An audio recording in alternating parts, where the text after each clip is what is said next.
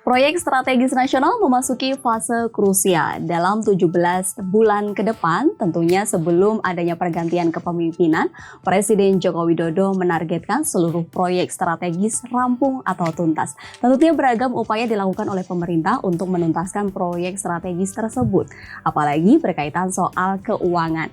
Dengan demikian, seluruh program dari proyek strategis tersebut kemudian diupayakan untuk selesai dan tidak membebani keuangan negara ke depan.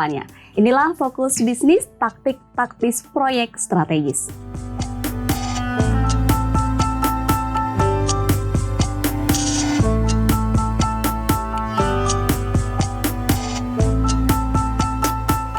Dan tentunya kita akan membahas ulasan tersebut bersama dengan Mas Tegar dari Redaksi Bisnis Indonesia. Tentu kabar baik ya Mas ya? Alhamdulillah. Mas, ini kan tinggal menghitung beberapa bulan lagi akan ada pergantian kepemimpinan. Sementara proyek strategis nasional ini salah satu proyek yang kemudian digadang-gadang menjadi proyek strategis miliknya Presiden Joko Widodo. Lantas bagaimana temuan dari Bisnis Indonesia di lapangan tentang proyek strategis ini berkaitan soal perkembangannya dan juga program-program prioritas yang dikerjakan dalam proyek strategis ini? Oke. Sebenarnya kalau kita berbicara soal proyek strategis nasional atau PSN itu tidak hanya menjadi tantangan bagi pemerintahan Presiden Jokowi, tapi di setiap pemerintahan itu. Karena itu proyek yang tidak bisa dituntaskan hanya dengan 1 tahun anggaran. Gitu. Jadi harus menggunakan anggaran tahun jamak gitu kan. Nah, sejauh ini memang pemerintah sudah cukup optimal untuk mempercepat penyelesaian proyek, terutama di kawasan-kawasan yang dulunya dianggap belum terlalu strategis, misalnya kayak di Papua, terus kemudian di kawasan Indonesia Timur lainnya. Nah itu sudah banyak yang terselesaikan oleh pemerintah itu. Nah kemudian evaluasi pun dilakukan. Terakhir itu evaluasi PSN dilakukan pada tahun lalu, pertengahan tahun lalu, ketika pemerintah mengurangi jumlah PSN dari 208 ke 200 gitu. Artinya memang evaluasi dilakukan secara rutin. Tentu itu ada plus minusnya. Kelebihannya adalah pemerintah bisa mendesain ulang mana proyek yang benar-benar memberikan efek berganda terhadap ekonomi sehingga bisa dianggap prioritas, dan mana yang tidak memiliki efek terhadap perekonomian. Itu kelebihannya. Kekurangannya ketika ada evaluasi dan desain ulang jumlah dan jenis PSN itu menciptakan ketidakpastian baru, terutama bagi investor gitu, karena investor juga terlibat di dalamnya. Juga terlibat dalam pendanaan dalam proyek-proyek tersebut gitu. Tapi sepanjang evaluasi dalam tahun berjalan dari 2016 proyek ini hadir kemudian hingga saat ini, sebenarnya masalah-masalah yang ditemukan di lapangan seperti apa sih Mas?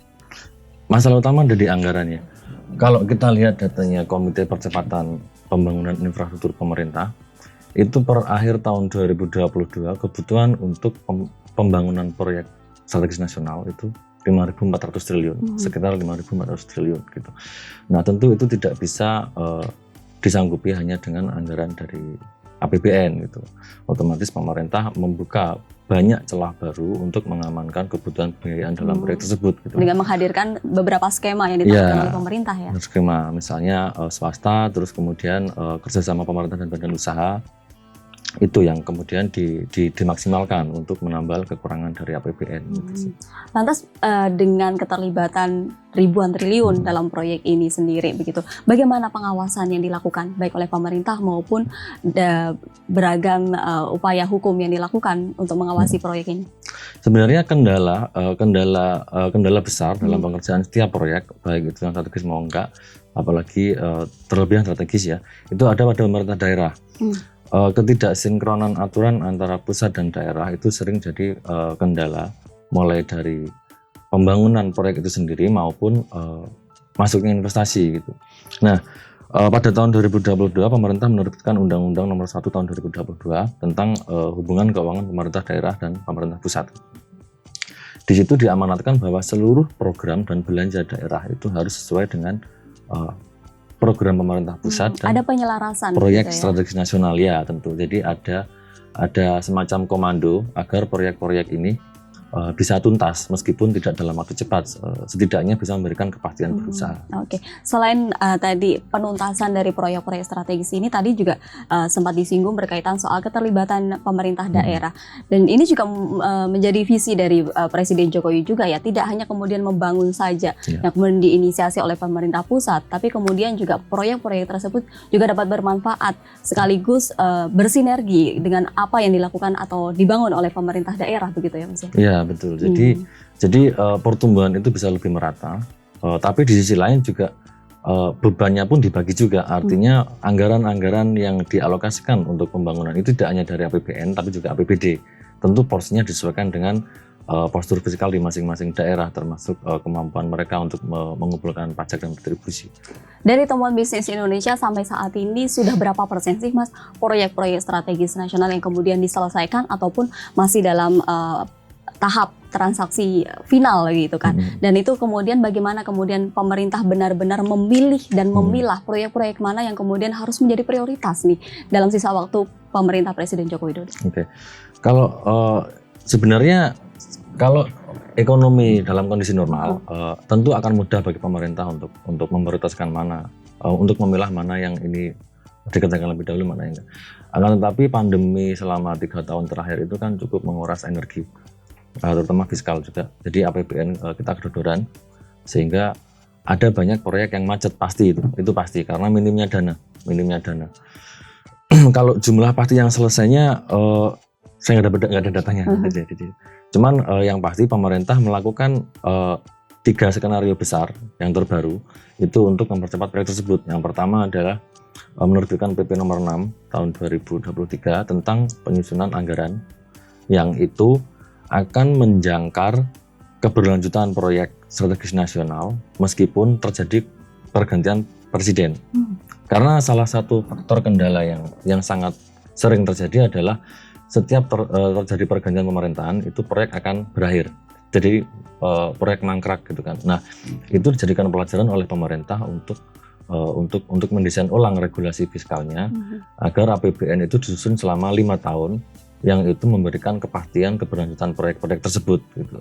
Nah, terus kemudian aturan yang kedua adalah PP 16 tahun 2023 tentang perluasan instrumen SBSN atau sukuk negara itu untuk dijadikan sebagai sumber pendanaan dari PSN. Nah, itu juga akan memudahkan pemerintah mempercepat pengerjaan proyek strategis nasional. Dari aturan tersebut juga kemudian memperluas adanya program strategis ini kemudian menjadi proyek jangka menengah maupun jangka panjang dari pemerintah tersebut, sehingga ada keberlanjutan gitu ya dari pemerintah.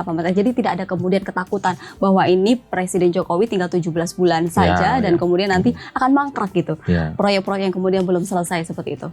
Tapi bagaimana kemudian pemerintah kemudian meminimalisir resiko-resiko adanya kemudian nanti jika ada kemudian skenario proyek-proyek tersebut kemudian tidak dilanjutkan atau kemudian mangkrak, bagaimana kemudian pemerintah meminimalisir resiko tersebut? Sebenarnya ini masuk pada kritik juga ya, seperti yang saya bilang di awal, salah satu jaminan agar proyek itu berlanjut selain anggaran adalah tidak berubahnya komposisi atau jenis proyeknya.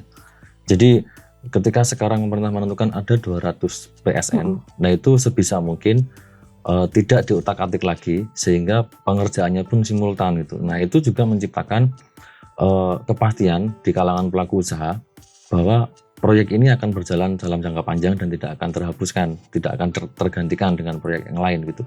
Sebenarnya lebih kepada itu sih. Jadi konsistensi untuk tidak mengutak-atik atau mengubah jumlah dan jenis proyeknya. Oke, jadi konsistensi itu juga kemudian menguntungkan pihak swasta yang terlibat dalam proyek-proyek ini ya. Kepastian. Baik, terima kasih sekali Mas Tegar atas penjelasan dan juga ulasan yang telah diulas tentunya oleh Bisnis Indonesia. Tentunya kita kemudian menanti keberhasilan dari proyek strategis ini sesuai dengan misi dan juga visi dari Presiden Joko Widodo untuk kemudian memberikan produktivitas lebih kemudian dari sumber daya yang dimiliki oleh negara Indonesia. Ulasan kami tadi terbit setiap hari Senin di Harian Bisnis Indonesia yang mengulas beragam informasi berkaitan soal ekonomi dan juga bisnis secara mendalam. Sobat bisnis, jangan lupa untuk berlangganan e-papernya. Sampai jumpa.